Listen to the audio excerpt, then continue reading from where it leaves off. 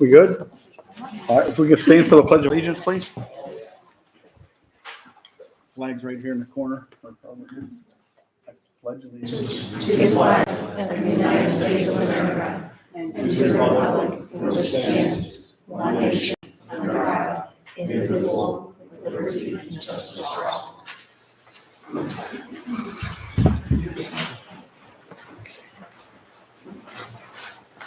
Make sure my phone is turned off. My ring. Well, thanks everybody. Thanks to everybody for coming. Before we kick off the meeting, we'll do recognition of visitors. And I see that Star Robinson would like to speak. Hi, everybody. Star Robinson, representing the Stadium Foundation with two quick updates. The first is we are finally in the home stretch of the work that's been underway for quite some time. So that would include the concession stand, the restroom, and the press box. Lots of material delays, as you can imagine. Have pushed out our timeline, but we're very, very hopeful that everything will be wrapped up in the next 2 months or so. Any questions on that before I move on? Okay. The second topic is around the future of the Stadium Foundation and wanting the board's feedback on our next planned phase, which is phase 4, an all-weather track. And so we have had a couple verbal estimates from a couple of businesses. Vasco comes top of mind just in a minute. Before we would begin fundraising and asking the community or businesses for their support, understanding that it's considerable, it's about a $250,000 investment for a 6-lane all-weather track. And Vasco in particular is a company that recently did the Bricktown track and the field track for about the same dollar point. Before we would begin the efforts for fundraising, we need to understand what the maintenance of an all-weather track would be. A $250,000 investment is sizable. It would take us some time to get there, but the maintenance of an all-weather track is a huge responsibility. And it's about it varies depending on the drainage. It could be 8 years, it could be 10 years, it could be 11 or 12. So we're estimating that every 10 years, we're gonna need $100,000 to resurface an all-weather track. So the board and superintendent have discussion and a decision to make regarding whether we want to proceed, because it's one thing to have the money and install it. It's quite another to maintain it every about 10 years. It's a lot of money. So the question from the foundation, before we begin to pursue fundraising efforts, we need assurances that there is a maintenance plan so that it wouldn't fall into disrepair. So the ask is, we're not expecting a decision today, but would it be appropriate to come to the next board meeting with discussion on what options would be? Yeah, I think so. Yeah, that would be good because ideally we would hope that we'd be able to have activities that are increased activities at the track and then be able to use those funds from concessions and what have you to be able to fund the maintenance of the track. So that would be ideal, and it'd be a great thing too, obviously, because if you have an all-weather track, you've got more of the community is going to come up and use it for walking and so on and so forth. So there's a lot of people that walk within the community. I see them up at Moyer Field a lot, and then up at the Randolph School grounds and over at Atwater also. So there's a lot of people that walk within the community, and this would be a nice place to have people come and kind of be the hub of both townships. So, but. For sure. I think I just want to start off by reiterating how grateful we are for the work that we've done so far. The fact that we've had football games again and soccer games at home, and we were able to use the bleachers, and we were safe, and it looked beautiful, and the concession stand looks beautiful too, so we can't wait for the opening of that. So I know that was a lot of manpower in the area, businesses and community members donating time and money, so we're super grateful for that, for sure. And we're excited about the possibility of a new track, 100%. And we definitely talked about it, but I think what you had said before is come back in maybe board meeting, maybe we'll have more specific options after we kind of, talk about things, regarding what the maintenance plan would be. But just the fact that you're considering it is just, we're very grateful. I appreciate that. We want to be poised to be able to assure potential businesses that would have sizable donations that there would be a care plan in the future. So I appreciate that. We'll plan on talking next month. Thank you very much. Thank Thanks. Okay, so at this time, I'd like to call to order the April regular meeting of the Waterloo Board of Education. Roll call, please, Todd. Mr. Pusateri? Here. Mrs. Wheeler? Here. Mrs. Hagan? Here. Mrs. Todd? Here. Mrs. Walsh? Here. Can we have a motion to adopt the listed agenda for tonight's meeting? I can make the motion. A second, please. I'll second. Roll call, please, Todd. Mrs. Wheeler? Yes. Mrs. Todd? Yes. Mrs. Walsh? Mrs. Hagan? Yes. Mr. Pusateri? Yes. Item 5 is the president's report. Again, thanks for everything you guys have done in the stadium. That looks great. It's just exciting to see, and hopefully we can keep moving forward with that. I really don't have any specific thing to report on because the main attraction tonight is the strategic plan. So we'll go right to the superintendent's report. So one quick announcement before the strategic plan, the Easter egg hunt is Saturday. We'll start the first heat at 10:15. We're moving it from the stadium though to out front because the spring weather has not been cooperating and we've got a lot of wet fields. So the driest part of our outdoor space is out front, so we will be out front there. So we're hoping a lot of community members show up for that. Yes. If we're going to help, we should be here around 9. Yes. Okay. Yes.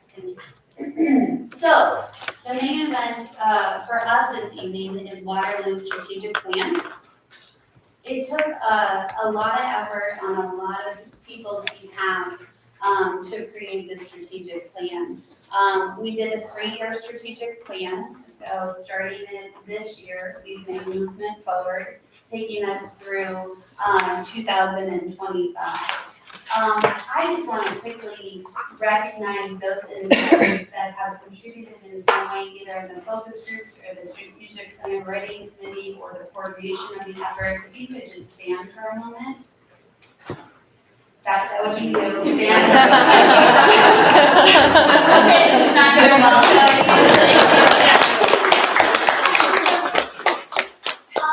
I want to recognize that because even though we'll have certain designated individuals that are presenting this evening, you have to understand what an effort this does by not only our staff members, but our members of our community. And that leads me into the process. So the process was started with the coordination of a collaborative effort with Summit County ESC. Jeff and Tina, who are both here this evening, really helped me coordinate the effort to try to design a 3-year strategic plan. The most important part from my perspective of the process was the focus groups. The invitation of the community members, the business leaders, the staff, both certified and classified, our clergy, leaders in the community, our parents, we had a parent focus group too, that were invited to come in just to give general feedback about the district, where we're at and where we want to see the district grow. The district is not just the ownership of those that work here, right? It is a heartbeat of the community. We want it to be a heartbeat of the community. And therefore, the goals, direction, and objectives of our districts have to have input from the community, not only from the individuals that work here. So I think it was really representative of the collaboration that we hope that will continue for years to come. And this is kind of a symbol of that collaboration among everybody who have vested interest in the community and in our kids to move the district forward. So we collaborated with Summit ESC. Jeff and Tina led some focus groups and got some feedback regarding some of the different aspects that you will see represented in the goals and the objectives that you have. There is a one sheet kind of snapshot of the goals and objectives. I'm sorry, my back is to you. Goals and objectives, but we also have binders that have action steps. Part of what we wanted to do, and that we heard from the focus group, is the increase of communication. So this plan will be uploaded to our website, and so each action step will turn green as it's completed. So when a community talks about, or the staff members are talking about, where are we going? What's the direction that we're going? What do we want to accomplish, and what have you accomplished? It's very transparent, okay? Yeah, so I did a lot. Sorry. I tend to chat a lot. But honestly, that's the essence of the strategic plan. We want to grow from a to-do list to a reason why we function, and to build bridges and communication and transparency between our community that we service and the staff members and the kids that go here. And we're super passionate about that as well. As Angela said, we worked with many groups to make this happen. And after all of these groups met, we met with Jeff and Tina to discuss all the feedback that they got during their sessions. There were several commonalities that we discovered. And it was each session, and there were hours put into this, and it was a really interesting and awesome thing to be part of. So the words that kept coming up were curriculum, communication, staff development, and finances. And so that's really what we centered the strategic plan around, just because that was a focus in everybody's group.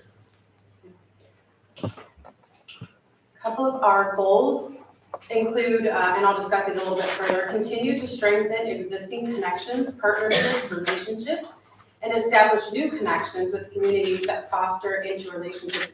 We recognize that we work with a lot of people in the community. We have these really good partnerships and relationships, but we need more. You know, we really need people to buy into the great things that our Waterloo is offering. And promote opportunity for the internal, external stakeholders to grow in understanding in support of school district financial needs.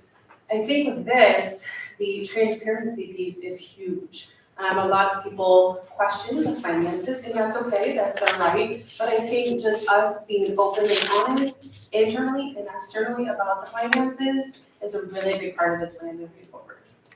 And that answers the question, where's the money going, right? So when we're asking for levies, or just how we're using existing funds that we get from the state and federal government and the community, you know, it'll be very transparent and clear about where the money is going and where we hope to expand in different areas in the future. And again, going through the goals and everything, it's going to be really nice because there's going to be that visual that people want to check in to see how we're doing on the plan. Like Angela said, they're going to be great. So you're going to see how we're doing as we move through. Come on here. There we go. And so then continue with the goals. Again, and this will be between this slide and the next slide, we're gonna break it down. The goals are the overarching idea. So we really were trying to key it in on, from listening to all these different focus groups, could we break it down into 5 or 6 key ideas that then we can focus on for the next 3 years is what our plan's going for. And so, if you read the full scale plan, you can definitely see how each one's breaking down. That's not what we're really gonna do tonight. We don't wanna sit up here and talk to you guys for, 5 minutes. But I would encourage you, just like they said, it is very easy access where you can pull up the full goal, and we're gonna talk about action steps in that in a second, and just see, okay, here's the plan that we want to achieve. Here's all the steps that we're gonna take to achieve it. Here's how, the timeline and how we're gonna get there. It's all very clearly spelled out in the plan. I think, that's one of the nice, easy access things with this document that we made for you guys. But again, we can look through the big ideas. I don't think it hurts for us to touch upon them. So we were talking about the community, but we don't want to lose sight of the kids. That is one of the major things here at Waterloo. And so we want to make sure that the students have access to this rich, diverse curriculum, and that we develop it throughout the whole system, all the way from elementary up until when we graduate. So we don't want to lose sight of the kids, so we made sure that was one of the main goals.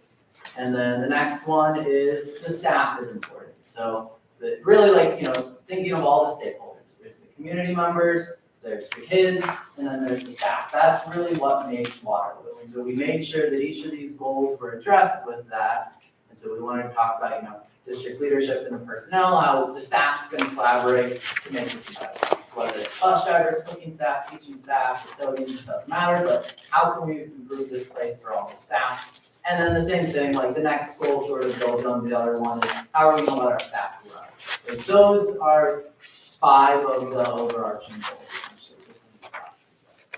And then, like I said, so if you go from the goals, we break it down further. So instead of just having these lofty ideas, we need a way to accomplish these lofty ideas. And so if you look at the document, then we break it down to these objectives and action steps. And we assign also who's going to be monitoring it. We actually have it spelled out on this nice timeline. So we looked at the 3 years. We tried to break it down into almost like a quarter each of the years and thinking, okay, so in September of 2022, what do we want to accomplish? By December, which of these pieces do we want to accomplish? So we really wanted to think about how do we take these lofty goals, break them down into sub-parts. And again, like if we were up here reading each of these sub-parts to you guys tonight, I feel like that would be a little bit of a boring snooze fest. But like it's something that I do think is valuable.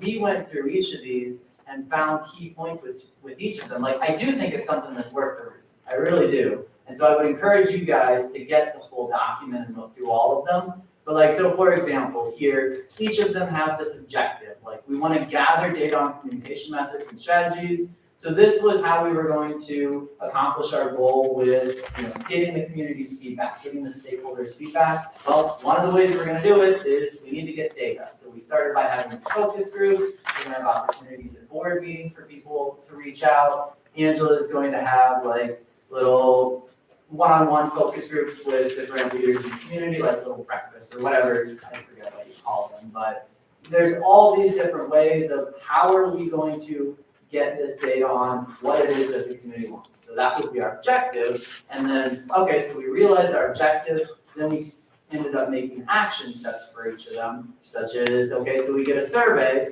that we can see, okay, here's the finite data that community members kind of said as to what they want.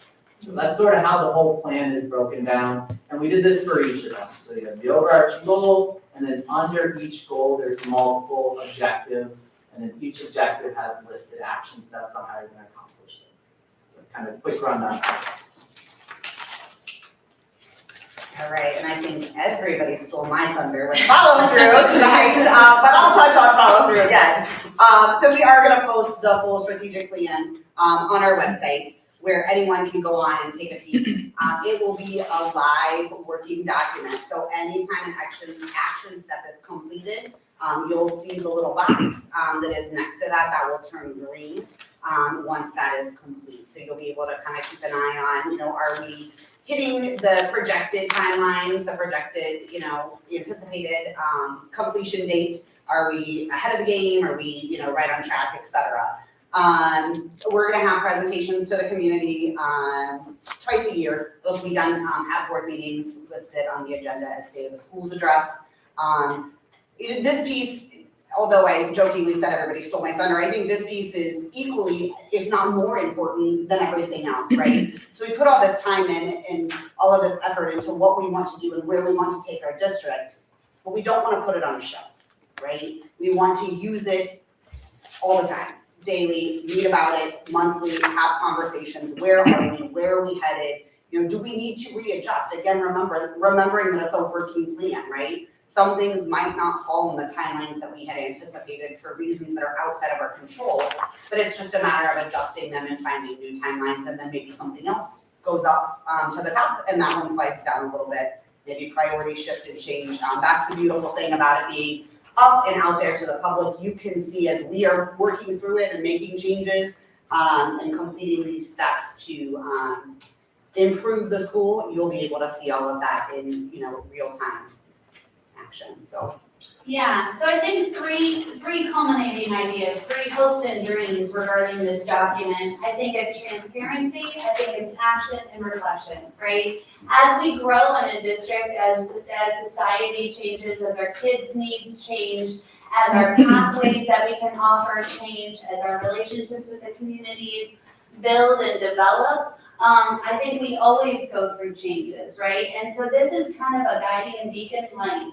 right? For us to decide what's the appropriate action to take and then to be able to reflect on that, right? And then continue to make decisions.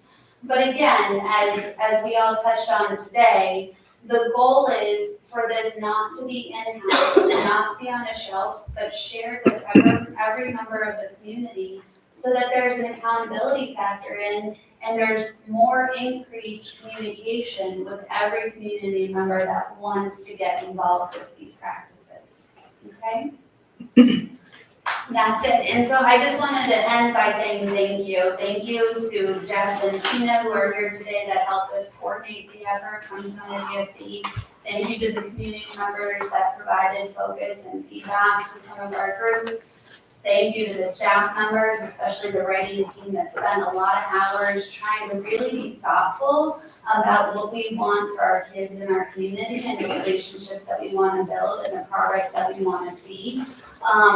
It's a lot of gratitude that needs to be shown because it's a lot of time and energy and work. But I also think that the process was wonderful to go through. It built, I think, a lot of relationships, opened up a lot of dialogue and discussion, and I can't wait to see the future of it. So I think that best sums it up. And obviously, thank you to our board members who were so supportive of this endeavor and effort.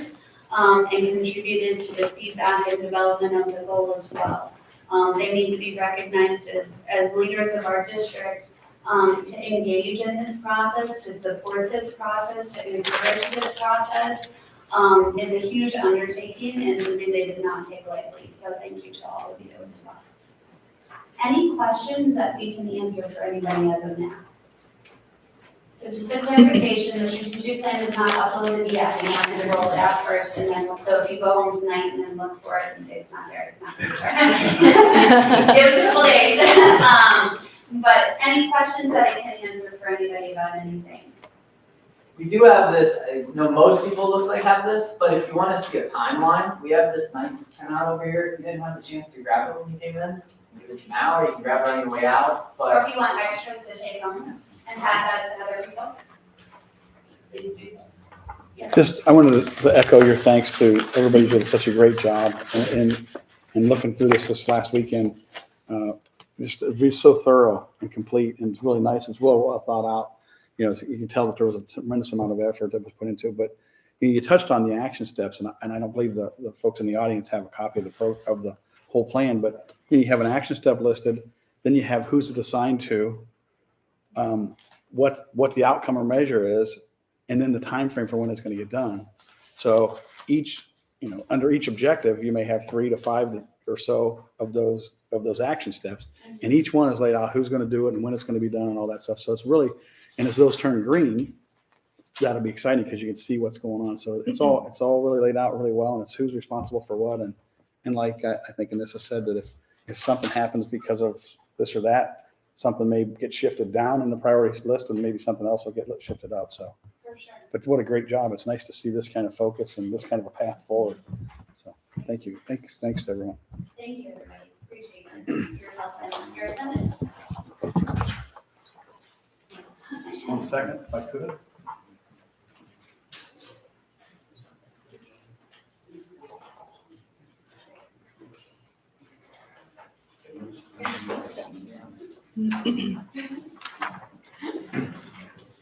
I wrote all over somebody's agenda, so I apologize. There you go.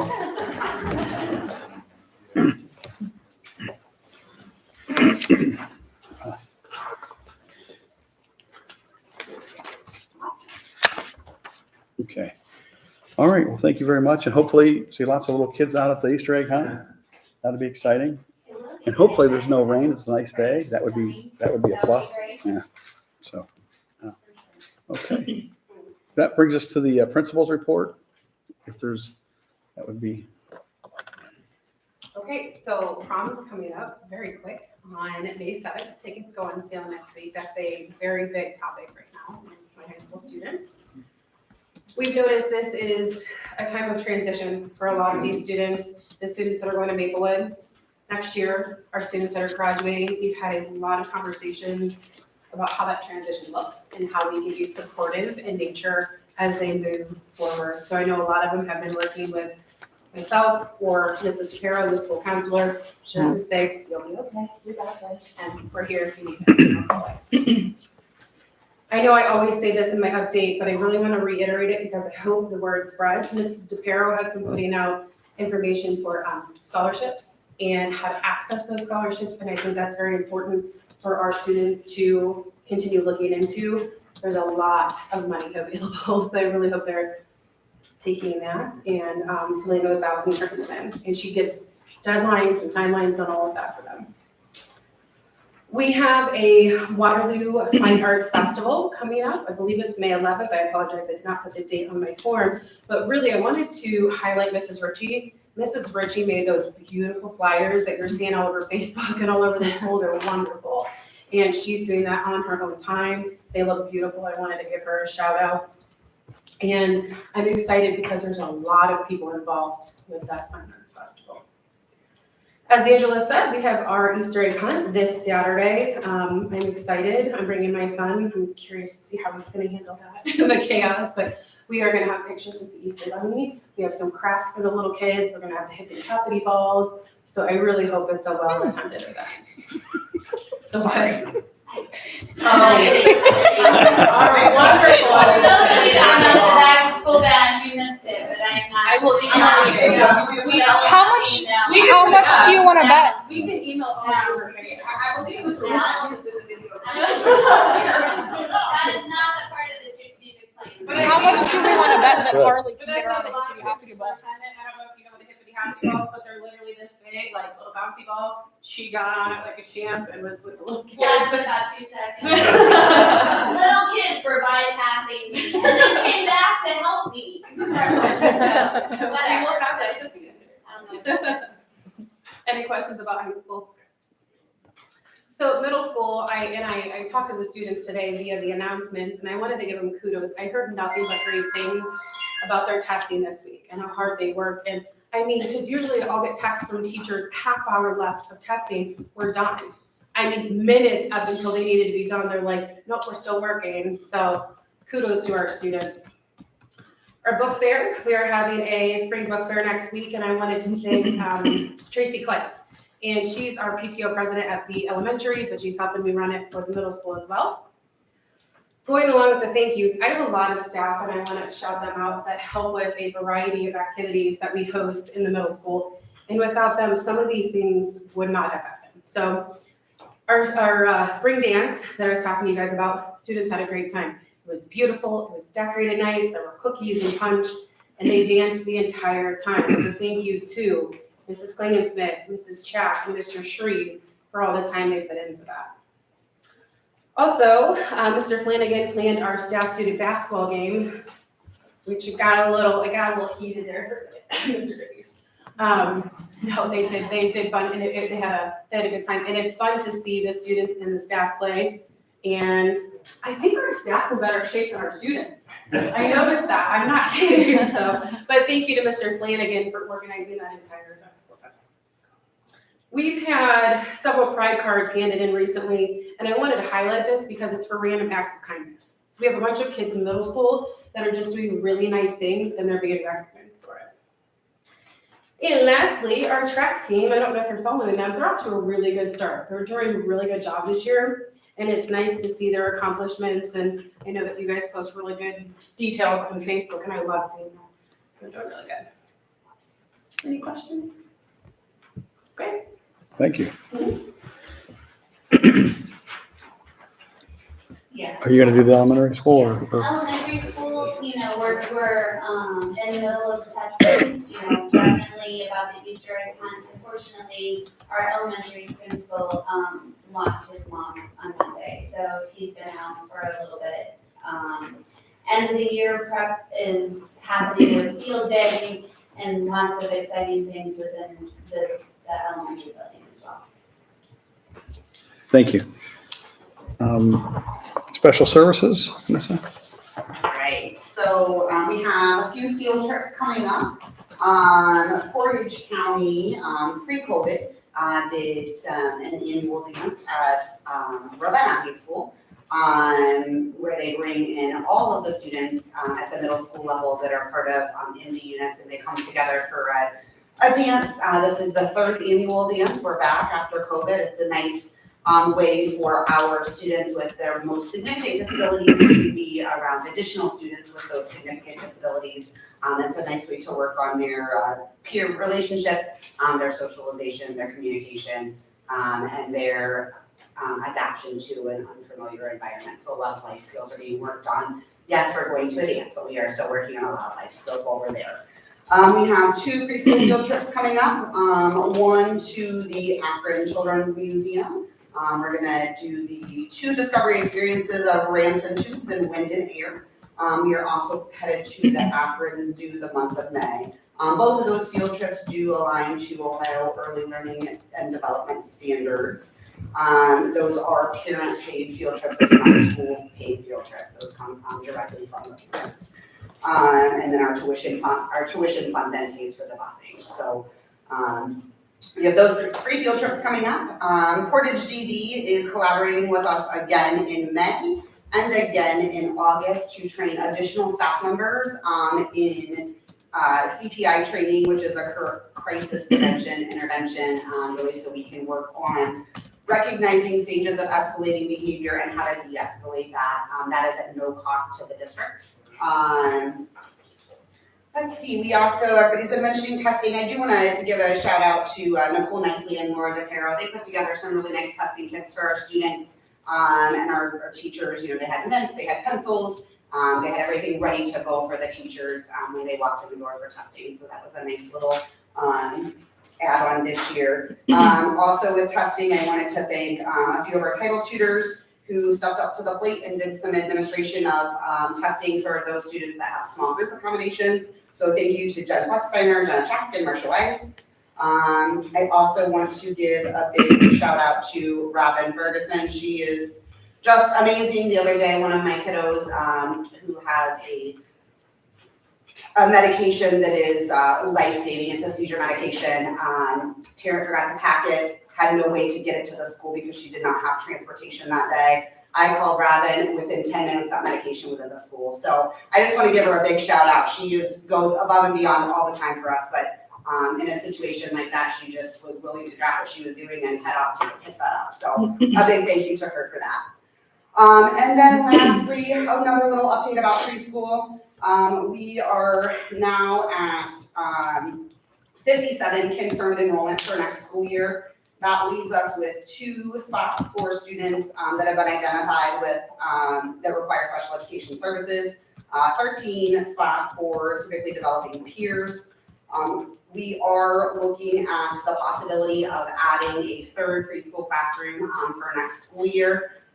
Just based on having only 2 spots for special education students. On average, we identify 13 to 17 preschool students annually. Over the course of the last 3 years, that's our identification rate for our preschool students. Particularly this year, we're seeing a lot of kiddos coming in with communication needs because they have been home and not exposed to others because of the pandemic.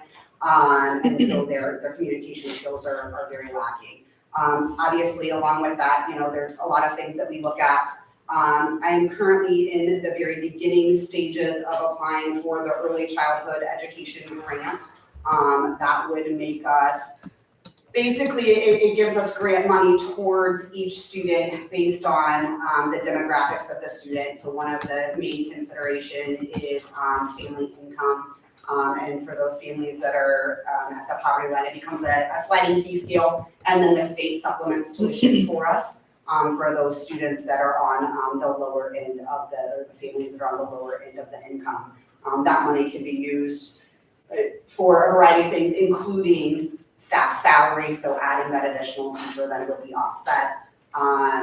Again, very beginning stages of looking at that. The downfall is the deadline to apply is September 30th, and we have no idea if we will be approved or how much money we will get until after we've applied. So again, very beginning stages of that. That's all I've got tonight. Great. Thanks everyone for all the great things happening that are going on in the in the school and the updates. Appreciate it. Okay, legislative report, Chrissy. Yeah, sure. So we have a few things to highlight on the legislative front. The first one I just want to highlight is around dyslexia requirements. So just a reminder, if you're not familiar, but Governor DeWine signed into law some laws strengthening dyslexia requirements January 2021 for school districts. So some of the things around those laws go into effect next school year. And it's along the lines of screening measures, staff development, certification processes. So obviously with this, obviously good thing for screening measures with the kiddos and everything, but there will be some level of financial component for the screening measures and some of the resources and time that goes into all of this. So I was going to ask Angela to touch on where we're at from a Waterloo perspective and just gearing up to meet those requirements. For sure. So the screener list is not out yet. The state will give us an approved, itemized list of what materials we can use in order to screen for this. Tentatively, it's scheduled to be released on May 16th. So it's all dependent. There are some screening materials that we do have here in district. If they're not on the list, we may have to purchase additional screener materials. In the law, so there's a difference between the law and the handbook, and it kind of tells two different stories, so you want to focus on the law. In the law, teachers K-1 have to be trained next year. There is talk at the state that there's going to be free training for teachers through a learning management system through the state, but that won't be released until late fall, early winter. Kids in grades K through 3 have to be screened, with K being screened after January 1st. So again, once that screening list comes out, we'll be able to determine if we do have materials to do that, if we need to purchase them, which we will do so if we don't have them in district. A committee would analyze those results of the screening, and then any kids at risk will have to go through 6 weeks of intervention. So depending on what the screening says, there are specific prescription interventions that are recommended. And then those kiddos will be tested again about 3 different times during that intervention period to see if there's progress being made. So that's kind of where we're at. There's a lot of wait and see depending on what the state releases is what we are able to use for screening and interventions, and when those trainings are being released as well. Angela, I have a question. Sure. I know that like Akron Children's does screenings for kids. If they go somewhere else and get a screening, will you use that screening instead of re-screening them? We will, we would encourage parents to use our screening, just because if it is a different type of screening, then the interventions might be a little bit more prescriptive, and typically there might be a cost to the parents through Akron Children's as well. What if they had a screening previously, like they've already had a screening, but it's not in place yet? Will you still give them interventions when it comes into place? For sure. Any outside testing that parents get done either through Akron Children's or other agencies, we definitely take that data into consideration. Absolutely.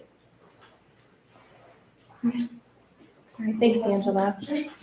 Okay, so another one I just want to kind of make mention of, we talked about this the last couple board meetings, but just to re-highlight, it's around the backpack bill. So this is pretty new legislation. It was introduced in May of 2021. This legislation is all around a voucher system, universal voucher system for students in the state of Ohio.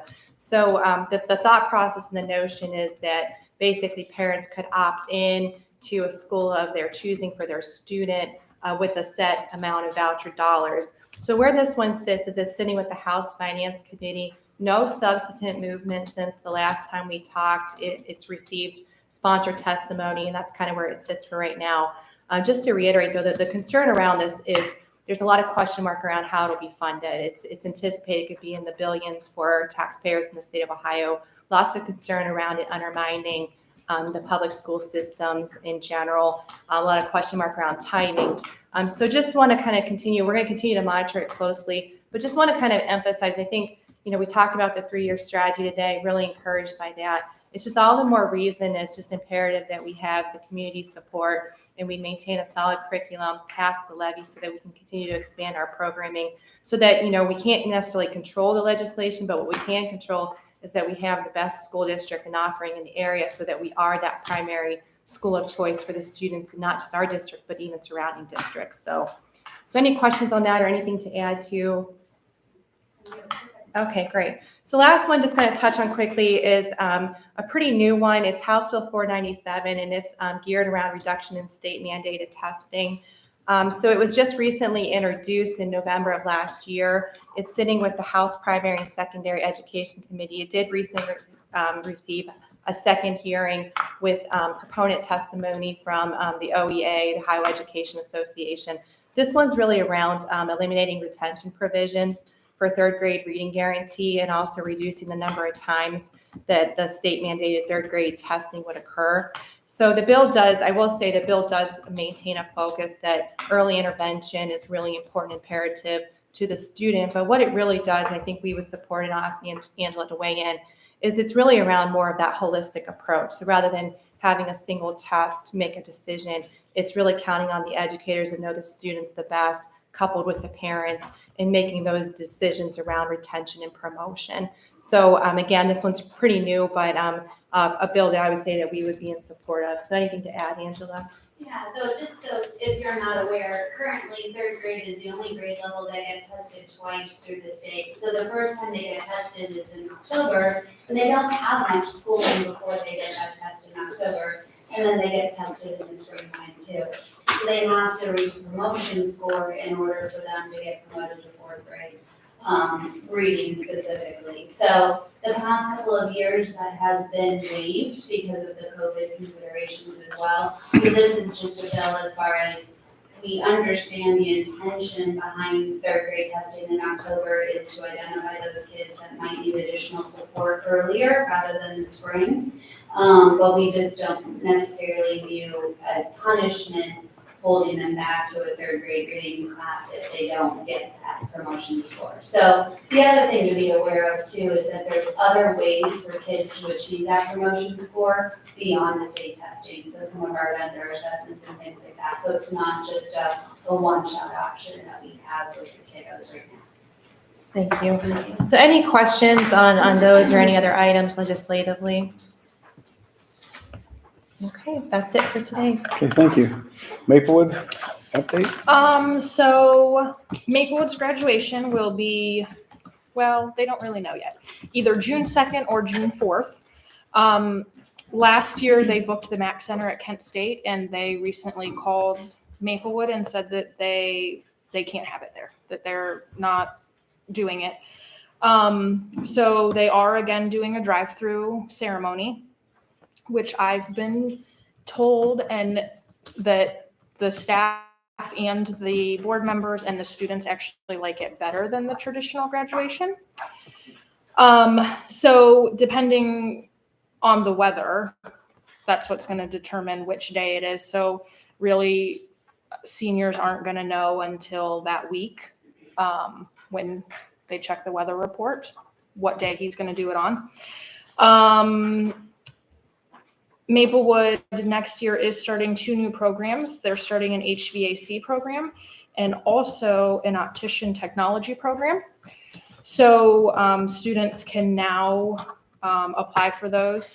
And because they just started the optician technology program, if you have not already, if your student was thinking about Maplewood and then wasn't sure what to do, you now can apply for this program. And they are letting students that are interested come in and tour the classroom and meet the teacher.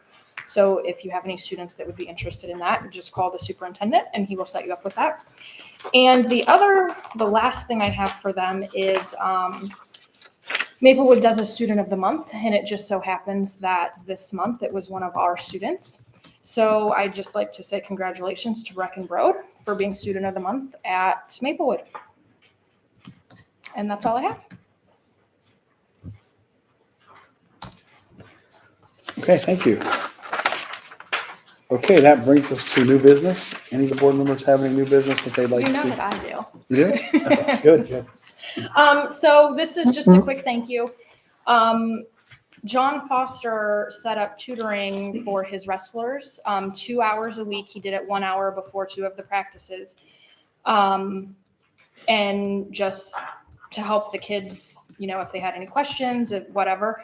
My son actually is a wrestler, and we just got his report card this week, and he actually has had better grades than he's had in a very long time. So I wanted to thank John for setting that up, and then also to 2 of our high school teachers, Mrs. Huth and Mr. Kaleo, for volunteering to do that tutoring. So I just thought it was nice that they did that. That's all I have. Okay, great, thank you. Anything, Amber? Katie, Chrissy? Okay, super. Thanks everyone. And so this time we'll go to the consent agenda. Can we have a motion to adopt the our listed consent agenda? A second, please. I'll second. Anything you'd like to highlight?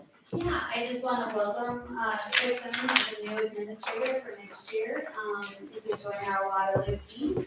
We're super excited to have him and think he'll be a good fit for us. Great, welcome. Anything else in there? How about Todd? No.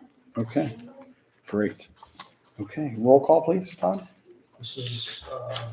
Walsh, Yes. Mrs. Hagan, Yes. Mrs. Todd, Yes. Mrs. Wheeler, Yes. Mr. Pussenterry. Yes, motion passes. Item 15 on the agenda, can we have a motion to approve the agreement between Waterloo School District and Spark for internet services, July 22 through June 30th of 2023? I can make the motion. A second, please? I'll second. I just note I'll be abstaining. I have a family member that works for Spark, so for that reason, I will be abstaining. Roll call, please. Mrs. Wheeler, Yes. Mrs. Todd, Yes. Mrs. Walsh, Yes. Mrs. Hagan, Yes. Mr. Pussenterry. Abstain. Okay, can we have a motion to recess into executive session? I'll make motion. A second, please. I can second that. Roll call, please. Mrs. Hagan, Yes. Mrs. Wheeler, Yes. Mrs. Todd, Yes. Mrs. Walsh, Yes. Mr. Pussenterry. Yes, motion passes. Okay. Great, thank you. Thanks, everybody, for coming. Yeah, thank you.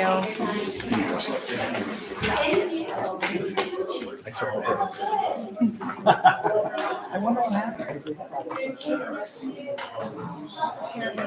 Apparently,